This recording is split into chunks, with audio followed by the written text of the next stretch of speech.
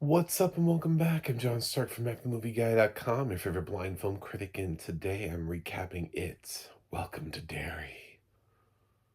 Boo. This is season 1, episode 6. I'm gonna guess we probably go to 8, right? This feels like we're kind of getting close to the end. Do we go to 10 or 8? I'm gonna guess 8. So, um, yeah, it feels like we could be 2 episodes away from the finale. Wouldn't surprise me. It seems like they're barreling towards some stuff. So, what's up with Derry? What's going on in Derry this week? Well, first of all, shout out to the audio description team for some hunting imagery. Specifically, the ghost with like half his head missing. That was fun. Thanks. Thanks for that.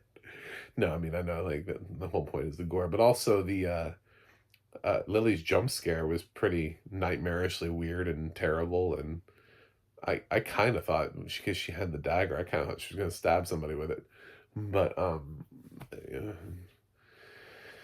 So, what had happened was on um, well, Charlotte managed to get when we last left off the lovebirds.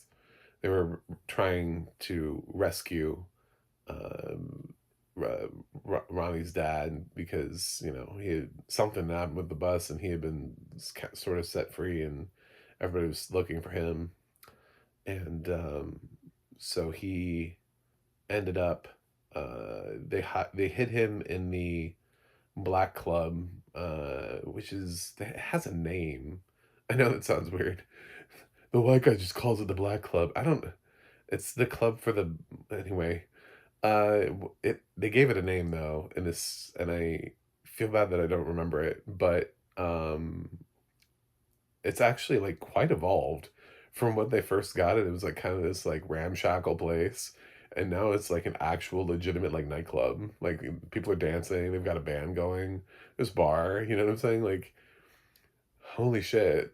Like you guys are very uh you needed a place. Like this is um So, that was cool, but, so, he's hiding in, like, a back room, and, they, uh, they eventually will bring Ronnie to him, um, but, first, like, they go through this whole, like, "Oh, should we hide him? I don't know, Miss Charlotte asked," and it's, we're gonna find out later on that somebody has a tip, but I still haven't figured out who gave the tip because so few people know where he is that, like, in terms of there being like a woman that would have called in, I don't know why it would have been the person who rescued him in the first place, which is the only person I can think of, the one that he was having the affair with. So, because she's cuckoo for Cocoa Puffs. Which also Lily goes to. She gained a name this episode. The housekeeper from the mental institution, and she's turns out she's got a history. Like walks into her house, and it's very creepy. And I was like, oh man, what if? Because I was thinking about it chapter 2 when Pennywise presented as that old lady. I was like, what if Pennywise was also, because he seemed to be pretty chill as the kid. So what if he was also this lady at the same time? What if he just is people in town and his town isn't actually doesn't even have that many people in it? They're just all Pennywise. So Lily goes inside. No, goes upstairs and into the attic because why does everybody go upstairs into an attic? Like, what is going on with people? I felt that so hard during the last Conjuring movie. She's like, "Mom, are you up there?" I'm like, "Why are you going into an attic?" Anyway, so she goes upstairs in the attic and she finds these old photos and some stuff, and then the housekeeper goes up there and she's like, "Oh, yes, oh, you can see him, and what we see through her, this is a weird recap, I'm sorry. I'm, drunk on being cold, having a cold. So she goes into, a flashback for the housekeeper when she worked at the, uh, resort the last time Pennywise came around, but she was a little bit younger, and, there was a girl there that could see Pennywise. And, so she takes this girl, that's actually how the episode opens, is with that woman and this girl down in the basement, and she's like, "Where did you see you saw the clown?" But he said, "To meet you," and we see a balloon and hand grabs it and we cut away. Later on, we're gonna see that down there, that does not work out for that girl. She follows the wrong woman down into the basement because while she does try to help the girl escape because they run away, at the same time, she doesn't. Like, the girl does not escape. The girl gets eaten by Pennywise. So, and she, the thing is, and this is cuckoo for Cocoa Puffs, and probably the really only thing I want to talk about is the fact that they made this woman the daughter of Pennywise. Now, here's the thing. So she has this thing where she's like, she heard it was Pennywise, the dancing clown. And it turns out there was an actual Pennywise the dancing clown that was at that carnival from what will be 2 cycles ago. So season 3 of this show, if we keep going. Um, and her dad was taken from her, is what she said. And so she's, you know, during the next cycle, I guess she was working at the institution and caught wind of people seeing Pennywise and thought, it must be her dad because it's way too specific. And she calls Pennywise, and Pennywise seems very confused, but ends up playing into it in a way that's deeply troubling and kind of creepy because it's like obviously not, "Hello, pumpkin, it's me. It's your daddy." It's like, no, it's not. Come on. Who fucking talks like that? "It will be okay. Just open the door. Open the door for daddy." So, um, yeah, so she believes, and so she has, I guess she just kind of funnels kids so that she can see her dad, and she's trying to break him. She thinks that her dad is trapped in this weird spirit thing and she can save him from it. I don't fucking know, man. I think the writers went off their, like, they were like, "Well, we're in a TV series, we have to do something, and this is not it. This is not the interesting thing," because it doesn't make any sense, because now you have more questions you have to answer. Like, before, it was kind of interesting that he was Pennywise the clown, like, "Why are you the clown?" Now we find out there is actually a Pennywise, and he just keeps morphing into the same person, but he keeps morphing into the same person for people who don't know it. Like, everybody else sees the fear that that there's something that they're afraid of, and then he defaults into Pennywise a lot. But that, like, that's his default form is Pennywise. But he morphs into all these other things that will scare the kids.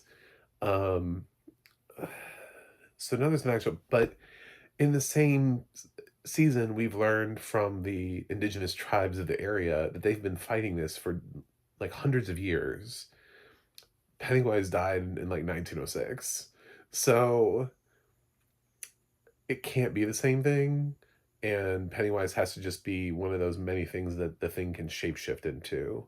But now it begs the question is, why does it keep shapeshifting into Pennywise? Hasn't it killed enough other people? Are other people dead? And why isn't it, you know, are there that many people afraid of clowns, that they're able to, or is it because it seems to be there's this interesting dichotomy where sometimes Pennywise is presented as not scary and like lures kids in by being a clown for people who aren't scared of clowns, and then he turns into a monster, but he's still a clown.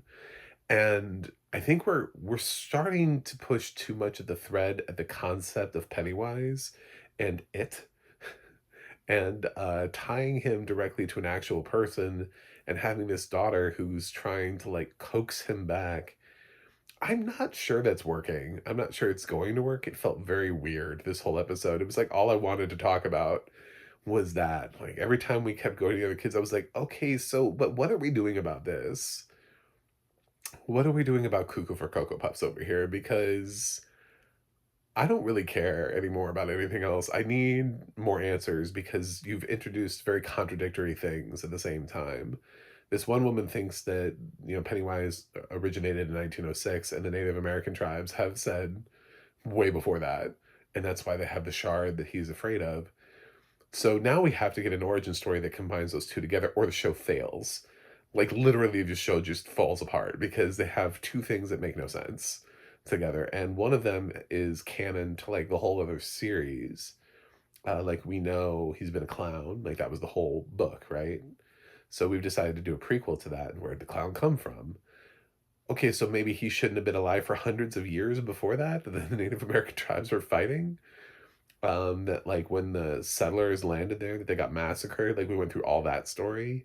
But you introduced that first, and then you went with this as the second thing. Pick one, pick a lane. I don't see how these two things come together in a way where they can actually explain it, because it's not like Pennywise is going to sit down and be like, okay, so let me tell you what is happening here.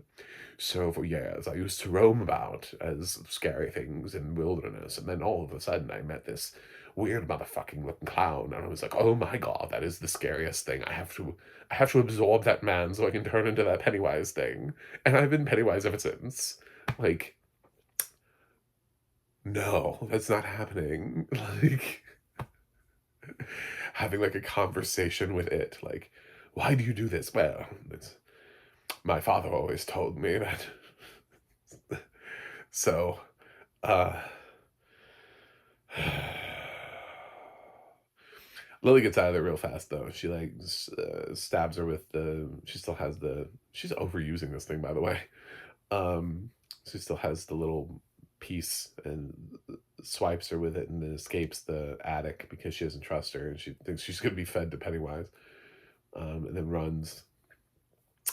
Meanwhile, the rest of the kids are trying to convince Ronnie because they want to go back into the sewers because they have this dagger. What the fuck, guys? Like, every plan that you have is terrible. These kids, no wonder Pennywise survives into the next group of the Losers Club. Like, these kids have no plan. They're just like, "Oh, well, we have a dagger now." Yeah, it's like, yeah, there are like 5 of you and 1 dagger. So, one of you is protected by the dagger, and considering Lily gets jump scared at school, it didn't seem like Pennywise was that scared of the dagger, was that close. And he said something like, "Do it and you'll die." Um, so Will also gets hit by his dad for they have a fight because they found he found them down in the sewers, and his best friend had to step in front of the gun to save him from shooting Will.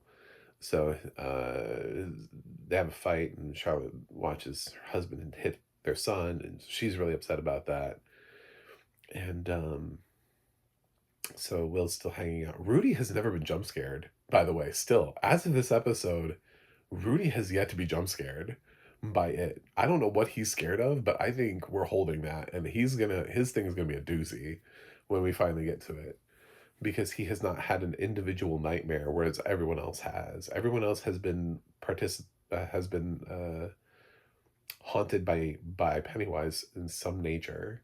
There's something about Rudy where he has not been. Um, I don't know why. So he has this thing with Marge where Marge needs to take her eye patch off, and he helps her with that. And they have kind of like a nice moment between the two of them because Rudy has a crush on Marge, and um, Marge seems to appreciate Rudy finally for the first time ever. And then when the patty cakes want Marge to come sit with them again, and is like, "Oh, I can't believe you survived that weirdo Lily," like uh, Marge chooses this time to be with the losers, and scares the patty cakes off by showing them her eye because Rudy made her an eye patch. So instead of just having like gauze over her eye, she actually has this eye patch. She just lifts up her eye patch and shows off her, you know, healing eye, whatever. So um, that's that. I don't think, yeah, not too much else happened with those kids. They all end up at the club, um, and you know that they're not afraid of kids being there or anything like that, which is, I guess, cool. But I mean, Ronnie now lives in the back with her dad, so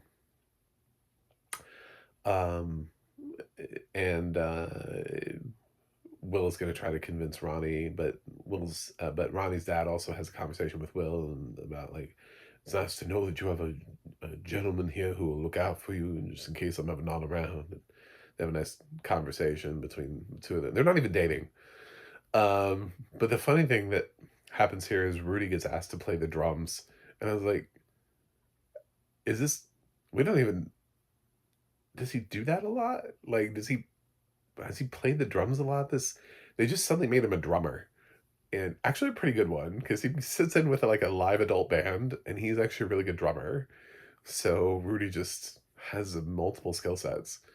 Um, but the racists in the town, they get some call, and then the sheriff, who had been relieved of his duty, is like, "Well, I did catch wind of something. We got a call right before, but I couldn't follow up on it because somebody decided to fire me.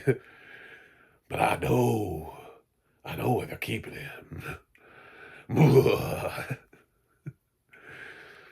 So, uh, the racists head off to go track down their escaped convict that didn't do anything, but they just need a scapegoat for things.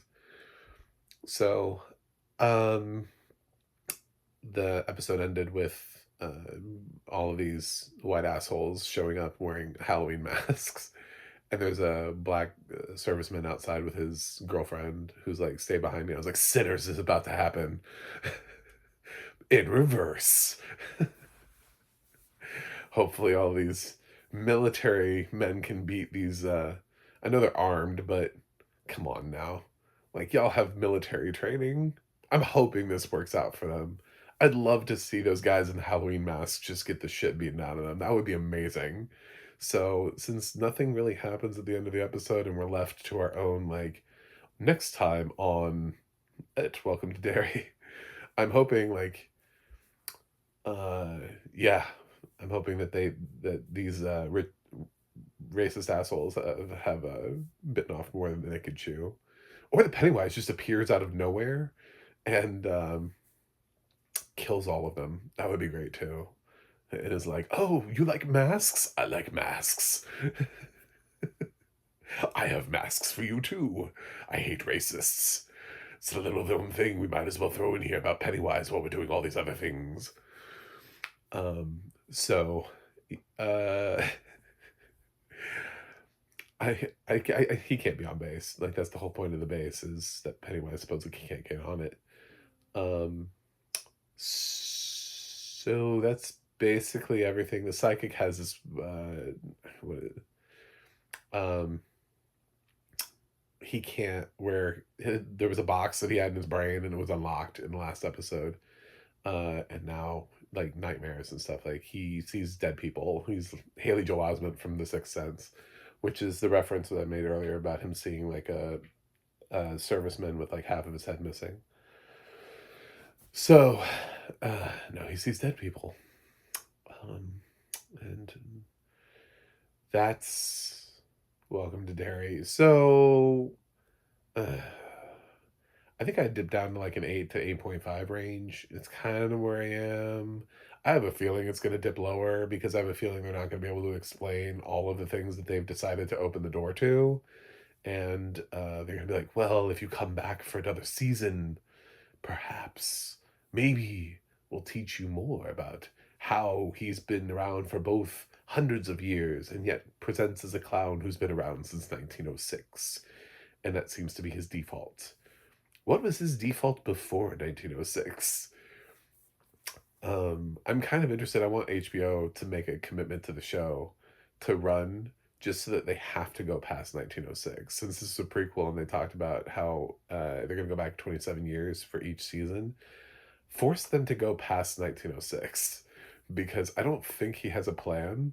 So I want HBO to be like, we're giving Welcome to Derry a 3-season renewal, so we're going back to the 1800s. Figure it out.